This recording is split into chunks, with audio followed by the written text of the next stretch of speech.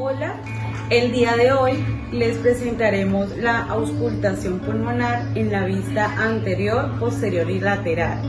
Mi grupo está conformado por Carla Pascuas, Daniela Romero, María Valentina Durán y quien les habla, Natalia Rojas. Estamos hablando sobre qué es la auscultación pulmonar.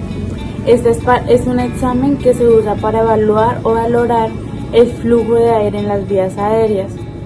Sirve para identificar a través de estas sonidos normales o anormales que pueden estar generados por aire o líquido en los pulmones, por disminución en una parte de los pulmones o por el grosor de la pared torácica.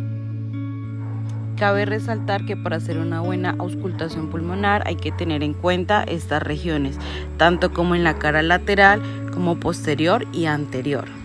Adicional a esto, debemos tener en cuenta las líneas de la vista anterior, las cuales son la línea esternal, la línea mamaria y la línea axilar anterior. De igual manera, la vista posterior encontramos dos líneas, las cuales son la línea medial posterior y la línea medioescapular.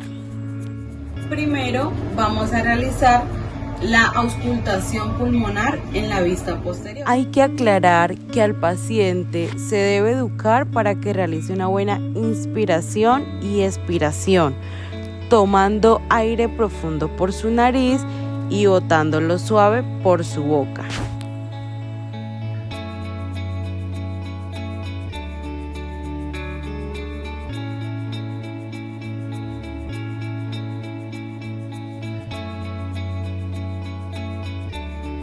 La siguiente pista es la lateral.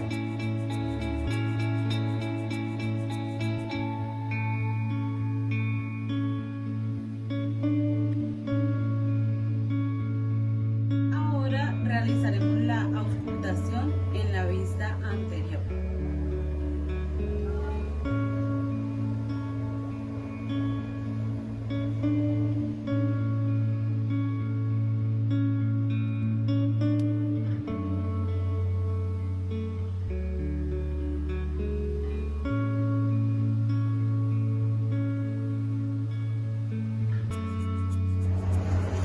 Y así realizamos la auscultación pulmonar.